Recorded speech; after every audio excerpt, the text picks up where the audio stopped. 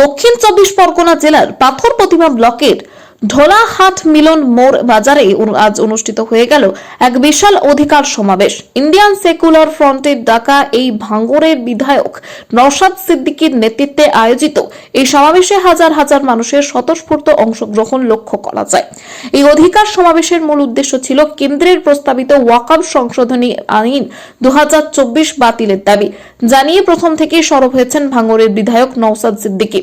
পাশাপাশি ভোটার তালিকায় এসআইআর এর নামে সাধারণ মানুষের মধ্যে যে আতঙ্ক তৈরি করা হচ্ছে তার বিরুদ্ধে এদিন জোরালো প্রতিবাদ জানানো হয়। সমাবেশে বক্তব্য রাখতে গিয়ে নওশাদ সিদ্দিকী বলেন, সাধারণ মানুষের সাংবিধানিক অধিকার কেড়ে নেওয়ার যে কোনো চেষ্টার বিরুদ্ধে ইন্ডিয়ান সেকুলার ফ্রন্ট রাস্তায় নেমে লড়াই চালিয়ে যাবে। এছাড়াও ভিন রাজ্যে কর্মরত বাঙালি পরিচয়ভুক্ত শ্রমিকদের নিরাপত্তা ও সার্বিক সুরক্ষার দাবিতে সরব হন নওশাদ সিদ্দিকী।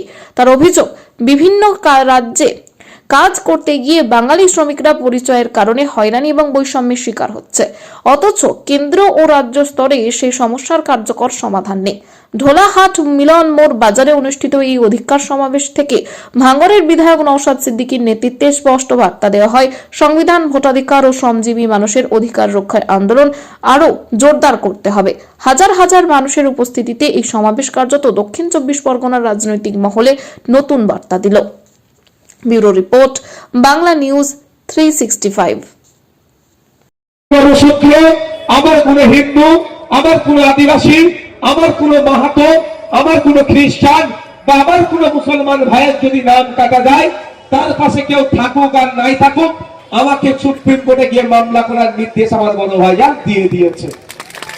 তাহলে বাজার এখানে বিভিন্ন সমাজের মানুষ, বিভিন্ন ধর্মের মানুষ, বিভিন্ন বর্ণের মানুষ আছেন। আমি আপনাদের বলবো, মাথা তুলে থাকবে।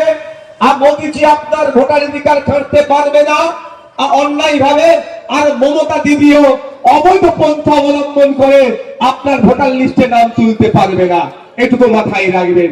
শুভেন্দু অধিকারী যদি বলে কারো ভোটার লিস্ট থেকে নাম কেটে দেবো, এটাও যেমন অসম্ভব। অভিষেক ব্যানার্জি যদি বলে সবার ভোটার লিস্টে নাম রেখে দেবো, এটাও কিন্তু অসম্ভব। মাথায় রাখবেন, সংবিধান আপনাকে আমাকে ভোটার লিস্টের নাম রাখার স্বাধীনতা দিয়েছে, অধিকার দিয়েছে। আর্টিকেল 326 আমাদের দেশের সংবিধানের 326 নম্বর ধারায় বলা হচ্ছে, 18 বছরের ঊর্ধ্বে প্রতিটা ভারতীয় নাগরিকের ভোটদানের স্বাধীনতা হচ্ছে। আমরা যারা 18 বছরের ঊর্ধ্বে, আমাদের ভোট রাজনৈতিক কারবারিরা উঠে পড়ে লেগেছে, কিন্তু আমি প্রত্যেককেই বলবো, হিন্দু মুসলমান নির্বিশেষে আজকে বাড়িতে গিয়ে আপনার বাচ্চাগুলোকে পরীক্ষা করে দেখুন, আর মমতা ব্যানার্জির পরিবারের বাচ্চাকে দেখুন, আর শুভেন্দু অধিকারীর পরিবারের ভাই ভাইপোদেরকে দেখুন। দেখলে বুঝতে পারবেন ওদের ছেলেগুলো প্রাইভেট স্কুলে পড়াশোনা করছে। নেতার ছেলে নেতা হবে, অভিষেক ব্যানার্জির মেয়ে নেতা হবে, অভিষেক ব্যানার্জির পরিবারের লোক নেতা হবে। আর আমাদের এখানে পাড়াতে কেউ হিন্দু হিন্দু ভাই ভাই স্লোগান তুলছে, আর কেউ মুসলমান মুসলমান ভাই ভাই স্লোগান তুললেও গরিবের ছেলেগুলো উচ্চ শিক্ষায় শিক্ষিত হোক তা নিয়ে কোনো আওয়াজ না মমতা ব্যানার্জি তুলছে, না শুভেন্দু অধিকারী তুলছে, না অভিষেক ব্যানার্জি তুলছে।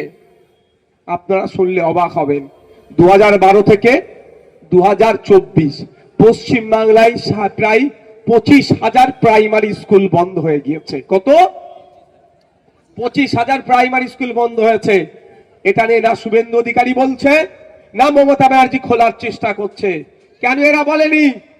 শুভেন্দু অধিকারীও জানে যদি শিক্ষিত হয়ে যায়, মমতা ব্যানার্জিও জানে যদি শিক্ষিত হয়ে যায় মারামারি হানাহানি তাহলে আর করবেটাকে। ওরা ছেলেদেরকে বিদেশে পড়াচ্ছে, পরিবারের লোকগুলোকে বিদেশ থেকে পড়িয়ে নিয়ে আসছে, নিয়ে এসে নেতার ছেলেকে নেতা তৈরি করবে।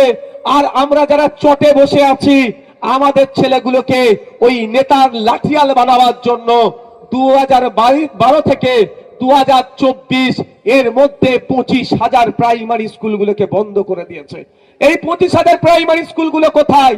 যেখানে মুসলমানরা একটু বেশি থাকে সেইখানে নাকি? শুধু এটুকু নয়, এটা মাথা থেকে সরিয়ে দেন। এদের নজরে মুসলমান, দলিত, আদিবাসী, নমশূদ্র, মতুয়া তথা পিছড়ে বর্গের প্রত্যেকটা মানুষকে এরা শোষণ করতে চায়। তাই যে আপনার 25,000 স্কুল বন্ধ হয়েছে, খোঁজ নিয়ে দেখুন যেখানে দলিত ভাইরা একটু বেশি থাকে, যেখানে আদিবাসীরা বেশি থাকে, যেখানে মুসলমানরা বেশি থাকে, তথা পিছিয়ে বর্গের মানুষ যে এলাকায় বেশি থাকে, সে এলাকার স্কুলগুলোকে হয় মৃতপ্রায় করে রেখেছে, নাহলে বন্ধ করে রেখেছে। এবার যে স্কুলগুলো বন্ধ হয়ে গিয়েছে, ওটা কি জেসিপি লাগিয়ে তুলিয়ে নিয়ে চলে যাবে নাকি কলকাতাতে? এরকম তো নয়, এখন তো বন্ধ হয়ে আছে। দেখবেন ওই স্কুলগুলো আজ নয় কাল 5 বছর 7 বছর পরে হঠাৎ দেখবেন রং হচ্ছে। কি দেখবেন? হঠাৎ রং হচ্ছে। কেন রে বাবা? সব প্রাইভেট স্কুল করে দেবে। এখন আপনার ছেলেটা 250 টাকা আপনি দিলেন, প্রাইমারি স্কুলে 1 বছর পড়ালেন, আর ওই স্কুলটাই দেখবেন এখন বন্ধ করে দিয়েছে।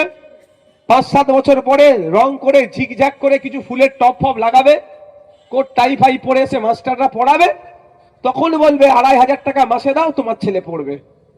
পারবেন তো আপনারা? এই কাকা পারবেন আপনি? আপনি তো মাস গেলে 8000 টাকা ইনকাম। কোথায় গেল শেখ বাবু? কোথায় পালিয়েছে নাকি? ওই যেখানে কৃষকরা আছে বলুন না, মাস গেলে আপনার 8000 টাকা নিচে ইনকাম। আমি ধরছি 2টো ছেলে মেয়ে, তাদের পিছনে 5000 খরচ করবেন, পড়িয়ে খাবেন কি? অসুস্থ হলে ডাক্তার দেখাবেন কোথায়? মানে ভবিষ্যৎটা তাহলে ধ্বংস হয়ে গেল। আপনি কাকা বা আমি কি বলবো? দরকার নেই বাবা, পড়িয়ে কি হবে বাবা, খেয়ে পড়ে বাঁচি। এই চক্করও চলছে। এটাতে শুধু মুসলমান ক্ষতিগ্রস্ত হবে না, দলিত আদিবাসী পিছিয়ে বর্গের মানুষরা ক্ষতিগ্রস্ত হবে। তাই অনুরোধ করব, ধর্মীয় বিভাজন আমাদের মধ্যে যারা ঢুকাতে চাইছে তাদেরকে প্রত্যাখ্যান করুন, তাদেরকে প্রশ্ন করুন, তুমি মুসলমানকে বাঁচাতে এসেছো, তুমি হিন্দুকে বাঁচাতে এসেছো, ঠিক আছে পরে হবে, আগে আমার স্কুলটাকে বাঁচাও, স্কুলের টিচার দাও, তাহলে বুঝতে পারবো সত্যিকারের তুমি হিন্দুকে বাঁচাতে চাইছো অথবা তুমি সত্যিকারের মুসলমানকে বাঁচাতে চাইছো। তুমি হিন্দু মুসলমান স্লোগান দিচ্ছ, আর হিন্দু হিন্দু সমাজের ওই বাচ্চারা স্কুলে যাচ্ছে, টিচার পাচ্ছে না। আর মমতা ব্যানার্জি তো মুসলমানদেরকে উদ্ধারের দায়িত্ব নিয়ে নিয়েছে। এদিকে মোদিজি, এদিকে মমতা দিদি। আজকে অমিত শাহজি আসলেন। অনেক 2014 সালের আগে অমিত শাহজি বলেছিলেন হিন্দু খাতরে মে হ্যাঁ, হিন্দুকে উদ্ধার করতে হবে। আমি একজন হিন্দু ভাই, বুকে হাত দিয়ে বলুন ব্যক্তিগতভাবে আপনি উপকৃত হয়েছেন এই 14 বছরে, 11 বছরে? আশা করছি বলতে পারবে না। হ্যাঁ, 2011 সালের আগে মমতা ব্যানার্জি বলেছিল মুসলমানকে উদ্ধার করব, মুসলমান বিপদে আছে। একজন মুসলমান বুকে হাত দিয়ে বলুন মমতা ব্যানার্জি আসার পরে আমি উপকৃত হয়েছি? চ্যালেঞ্জ করছি, বলতে পারবে না।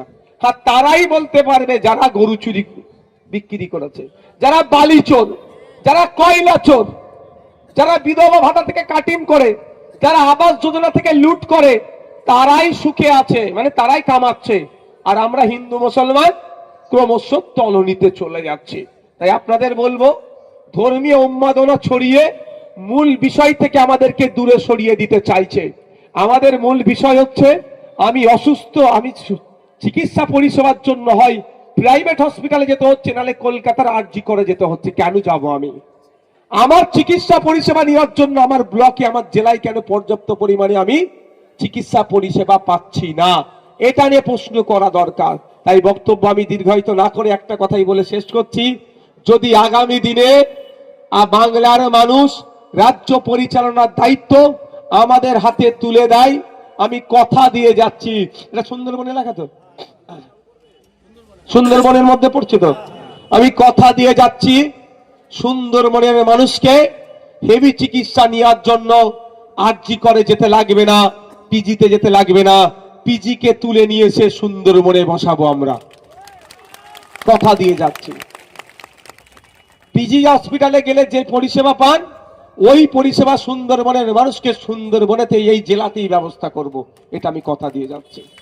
এবার আপনারা ডিসাইড করবেন, মমতা ব্যানার্জির পাল্লাই পড়ে ভোট দেবেন না শুভেন্দু অধিকারীর পাল্লাই পড়ে ভোট দেবেন, সেটা আপনারা ডিসাইড করুন। শুভেন্দু বাবু একটা স্লোগান তুলছে, শুনতে কিন্তু খুব ভালো, হিন্দু হিন্দু ভাই ভাই, শুনতে ভালো লাগবে, কিন্তু শুভেন্দু বাবুর নিজের পেট্রোল পাম্প আছে শুনেছি, তাহলে পেট্রোল পাম্পের সামনে তো লিখে দিতে পারে হিন্দু হিন্দু ভাই ভাই, মুসলমানদের জন্য তেল বিক্রি নাই। তার বেলায় করবে রে ব্যবসা, এখানকার হিন্দু ভাইয়ের ভোটটা দরকার, হিন্দু হিন্দু ভাই ভাই স্লোগান তোলো, তার ব্যবসার জন্য বলবে না। যেই দিনকে ওটা বন্ধ করবে, তারপর থেকে আমি পরের পয়েন্ট দেবো, একটা বন্ধ করুক না।